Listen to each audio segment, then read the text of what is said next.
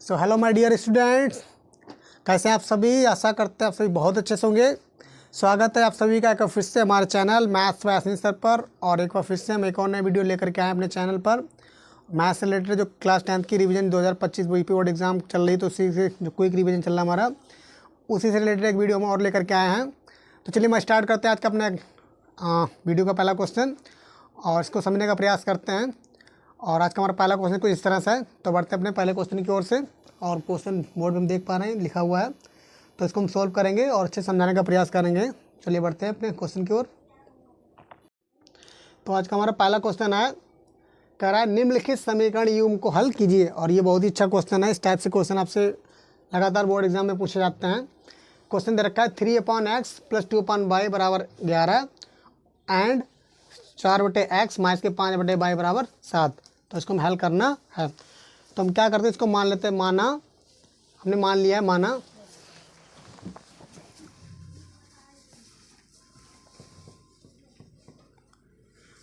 1/x = a तथा 1/y = क्या मान लिया हमने, b। अब देखिए हमने जो माना है, तो जो 1/x, क्योंकि 3 के गुणे में क्या है 1/x लिखा हुआ है, तो 3 तो गुणे में रहेगा और 1/x को हमने क्या मान लिया, a मान लिया है। इसी तरह 2/y लिखा है, यानी 2 गुणे 1/y लिखा हुआ है। तो ये हमारा क्या आ जाएगा, 2b बन जाएगा, बराबर कितना आ जाएगा 11। और फिर अगली क्वेश्चन में दे रखी है 4/x, यानी कि 4 गुणे 1/x लिखा है और हमने 1/x को क्या माना है, a माना है। तो ये क्या हो जाएगा, 4a आ जाएगा। और ये इसके 5/y है, तो ये कितना हो जाएगा, इसके 5/y, यानी कि 5 गुणे 1/y है। तो इसको हम क्या मान सकते हैं, इसके 5b मान सकते हैं। बराबर में क्या आ जाएगा हमारा, 7 चल रहा है। तो इसको हमने इक्वेशन फर्स्ट मान लिया है और इसको हमने इक्वेशन सेकंड मान लिया है। 4a - 5b बराबर ने क्या मान लिया, सेकंड मान लिया है। अब देखिए हम क्या करेंगे, यहाँ पे विलोपन विधि अप्लाई करेंगे, यानी एक पद को हमें गायब करना है।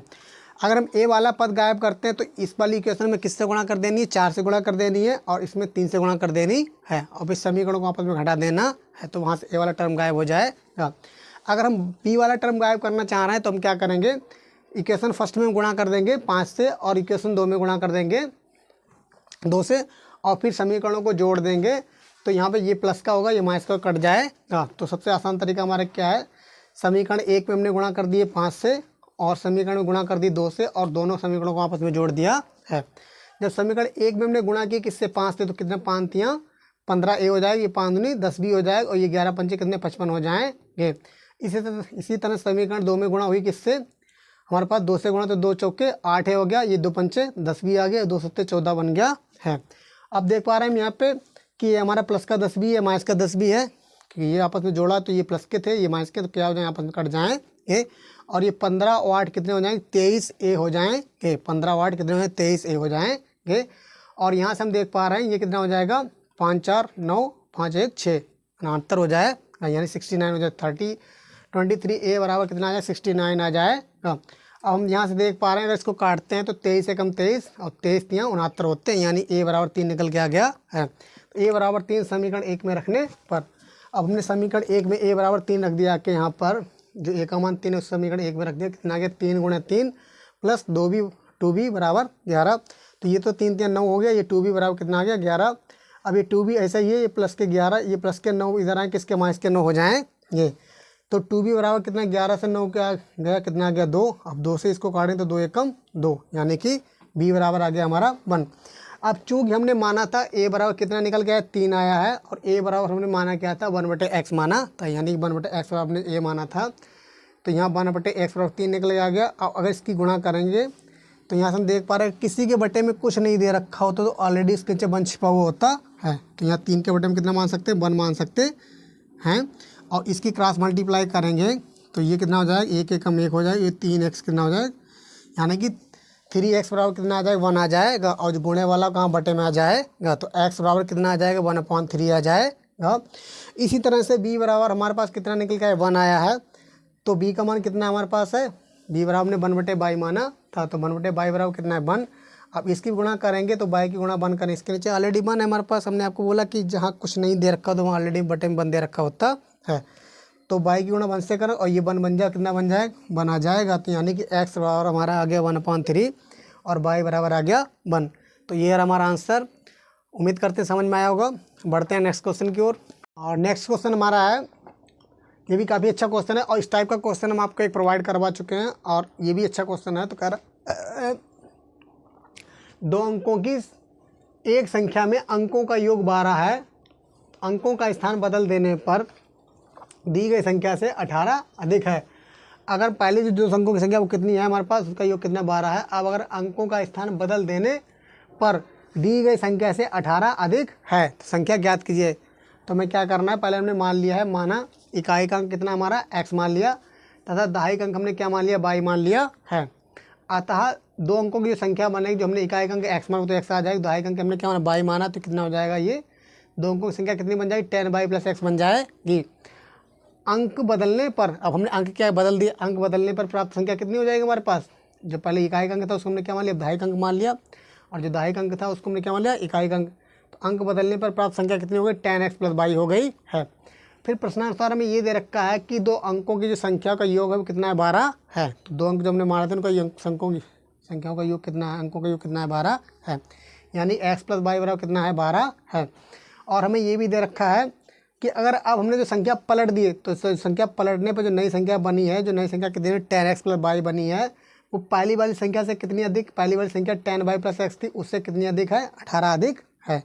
जो हमने अंकों को पलट दिया तो जो नई संख्या बनी है 10x + y, वो पहली वाली से कितनी अधिक है, पहली वाली संख्या हमारी 10y + x थी उससे कितनी अधिक है, 18 अधिक है। अब हम यहाँ से इसको देखते हैं, यहाँ पे आते हैं तो चर को एक तरफ ले आते हैं, नंबर को नंबर तरफ रखते हैं।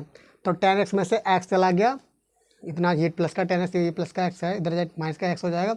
ये y अपना ऐसे ही है, 10y प्लस का उधर जाए किसका, माइनस का 10y हो जाए, बराबर कितना आ गया, 18। अब 10x में से अगर 1x गया कितना आ गया, 9x आ गया। 10y में से 1y गया कितना, माइनस के 9y आ गया, बराबर कितना आ गया, 18। यहाँ से 9 पूरा कॉमन ले लेंगे, कितना आ जाएगा, यहाँ से x - y बचे, बराबर 18 आ गया। 9 से इसको काट दे, 9 × 9 = 9 दूनी 18, यानी कि x - y बराबर आ गया हमारा 2। अब समीकरण 1 और समीकरण 2 को हम क्या करते हैं, जोड़ देते हैं। समीकरण 1 और 2 को जोड़ने पर x + y बराबर आ गया हमारा 2 और x - y बराबर ये भी कितना आ गया, सॉरी x + y बराबर आ गया हमारा 12 और x - y बराबर आ गया 2। तो यहाँ 22 से 22 क्या कट जाएगा, ये x वाले आपस जुड़ जाएंगे। 2x बराबर कितना आ गया, 14। x इसको काट दें, 2 × 7 = 14, यानी x बराबर आ गया हमारा 7। और x बराबर 7 समीकरण 1 में रखने पर, तो समीकरण जो 1 है हमने यहाँ पे रख दिया कि इसका मान 7। तो 7 + y बराबर 12 और यहाँ y बराबर कितना आ गया, 12 - 7, y बराबर कितना आ गया, 5। अतः जो संख्या हमने मानी कितनी है, अतः संख्या बराबर 10y + x मानी थी, जो बन के आई थी। यहाँ वैल्यू पुट कर देंगे तो कितना हो जाएगा हमारा, 10 × 5 + 7, यानी कि जो x मान 7 निकल के वो आ गया और y का मान 5 निकल के आ गया, वो कितना, 10 × 5 = 50 और 7 = 57, अतः संख्या कितनी निकल के आ गई हमारी, 57। तो ये है हमारा आंसर। बढ़ते हैं नेक्स्ट क्वेश्चन की ओर। नेक्स्ट क्वेश्चन हमारा है, कह रहा है 2 संख्याओं का योग 8 तथा उनके व्युत्क्रमों का योग 8/15 है, संख्याएं ज्ञात कीजिए। अब 2 संख्याओं का योग कितना बता रहा, 8 बता रहा, उनके व्युत्क्रमों का योग 8/15 बता रहा है, तो संख्याएं ज्ञात करनी है। माना संख्याएं हमने कौन सी 2 संख्याएं मान ली हैं, माना संख्याएं x व y हैं और हमें दिया है कि जो संख्याओं का योग दिया वो कितना दे रखा है, x + y बराबर 8 दिया है और उनके व्युत्क्रमों का योग कितना दिया, 8/15, यानी 1/x + 1/y बराबर कितना दिया, 8/15 दिया है। अब इसको हम क्या अगर सॉल्व करते हैं, कैंची गुणा करते हैं, तो ये कितना आ जाएगा, ये y इधर जाएगा, ये x इधर आएगा कैंची गुणा में, और ये x y आ जाए तो क्या हो जाएगा, x + y/x y बराबर कितना चल रहा हमारा, 8/15 चल रहा है। फिर 2 पद हमने आपको बताया थी, जब भिन्नों करते हैं, जब 2 पद होते हैं तो कैंची गुणा करते हैं, इसकी गुणा इससे और इसकी गुणा इससे, सेम इसलिए जो इसकी गुणा हुई थी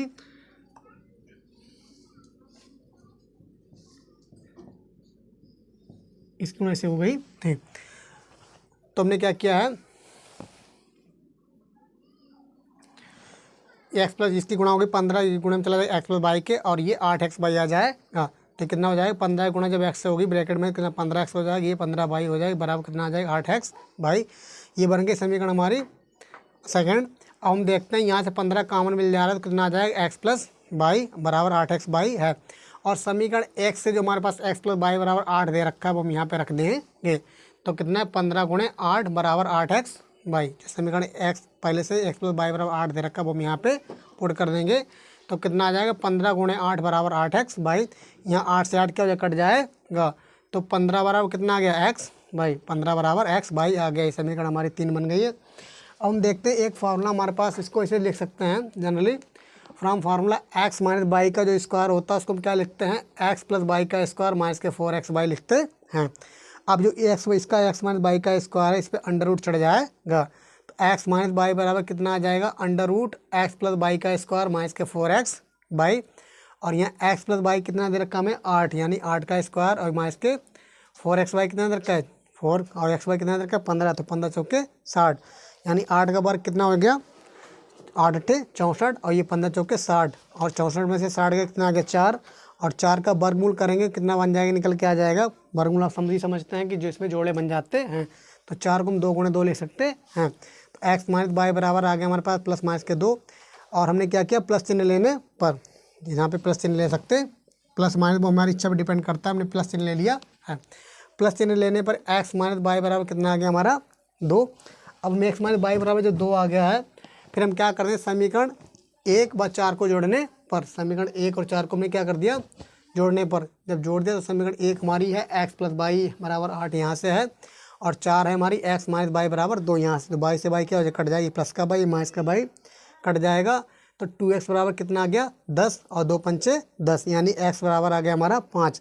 तो x बराबर 5 समीकरण 1 में रखने पर, हमने x बराबर 5 समीकरण 1 में यहाँ पर रख दिया करके, तो यहाँ कितना बन गया 5 प्लस बाई बराबर 8, और ये प्लस का बाई ये 8 है, ये प्लस का 5 है, इधर माइनस के 5 हो जाएगा, तो यानी 5 8 में से 5 का कितना आ गया 3, बाई बराबर कितना आ गया 3। अतः संख्याएँ हमारी 5 व 3 या 3 व 5 हैं, तो ये हमारी संख्याएँ रहीं। फिर से देख लेते हैं, अतः संख्याएँ जब x बराबर 5 है तब y बराबर कितना आ गया 3, या जब x बराबर जब माइनस चिन्ह लेंगे यहाँ पर, जब यहाँ से हम x बराबर कितना माइनस चिन्ह लेते हैं, माइनस के 2 लेंगे तो वहाँ पे x मान 3 निकल के आएगा, तो y की वैल्यू कितनी निकल के आ जाएगी 5 आ जाएगी। तो ये रहा हमारा आंसर। बढ़ते हैं नेक्स्ट क्वेश्चन की ओर। नेक्स्ट क्वेश्चन हमारा है मोस्ट इंपॉर्टेंट क्वेश्चन है, क्या रखा है, 2 वर्गों के क्षेत्रफलों का योग 117 मीटर स्क्वायर है, यदि उनके परिमापों का अंतर 12 मीटर हो तो दोनों वर्गों की भुजाएं ज्ञात कीजिए। हम क्या करते हैं, माना 2 वर्गों की भुजाएं क्रमशः x व y हैं, हमने 2 वर्गों की भुजाएं क्रमशः x व y मान ली हैं, और चूंकि हमें पता है वर्ग का क्षेत्रफल क्या होता है भुजा स्क्वायर होता है, तथा वर्ग का परिमाप क्या होता है 4 गुणे भुजा होता है।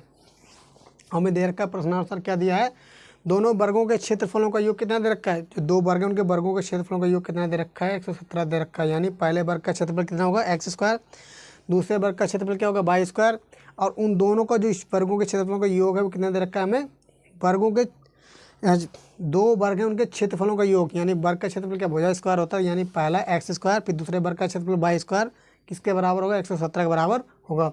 इसको हमने मान लिया समीकरण फर्स्ट। और जो परिमापों का अंतर दे रखा है वो कितना दे रखा है हमें, परिमाप हमने आपको लिखा है वर्ग का परिमाप क्या होता है 4 गुणे भुजा होता है, तो पहले वर्ग का परिमाप कितना हो जाएगा, पहले वर्ग की भुजा अगर एक्स है उसका परिमाप कितना हो जाएगा 4x हो जाएगा, दूसरा वर्ग हमारा अब उसकी हमने भुजा बाई माइनस का परिमाप कितना 4y हो जाएगा, और अंतर क्या रखा है 2 वर्गों के परिमापों का अंतर कितना दे रखा है 12, यानी 4x माइनस 4y बराबर कितना दे रखा है 12 दे रखा है। अब यहाँ से हम 4 कॉमन ले रहे हैं, कितना बचा x माइनस बाई बराबर 12, 4 से इसको काट देंगे 4 एकम 4 4 12, यानी x माइनस बाई बराबर आ गया हमारा 3। इसको हमने समीकरण 2 मान लिया है। अब हम क्या करते हैं, समीकरण 2 का वर्ग करने पर, ये जो समीकरण 2 है इसका वर्ग करने पर हम देख पा रहे हैं जब वर्ग करेंगे तो x माइनस बाई का स्क्वायर आ जाएगा 3 का स्क्वायर, यानी फार्मूला हमारे यहाँ पे लग जाए a माइनस बी का स्क्वायर क्या होता है a square plus B square minus के 2ab, यहाँ पे x माइनस बाई तो क्या आ जाएगा x square plus Y square minus के 2x बाई बराबर कितना आ जाए 3 3 9।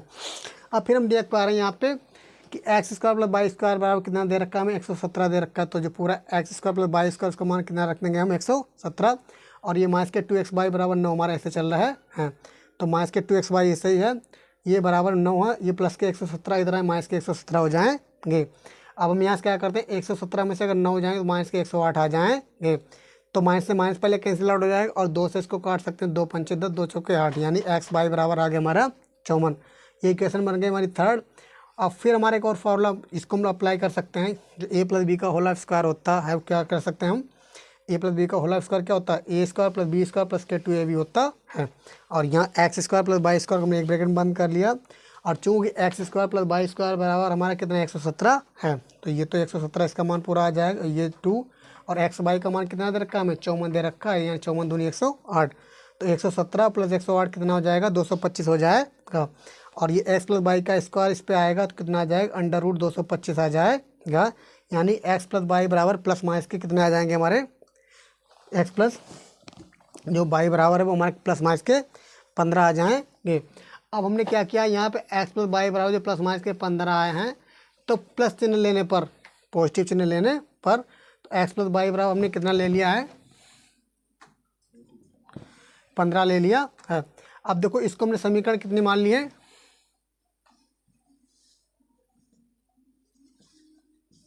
इसको हमने समीकरण 4th मान लिए।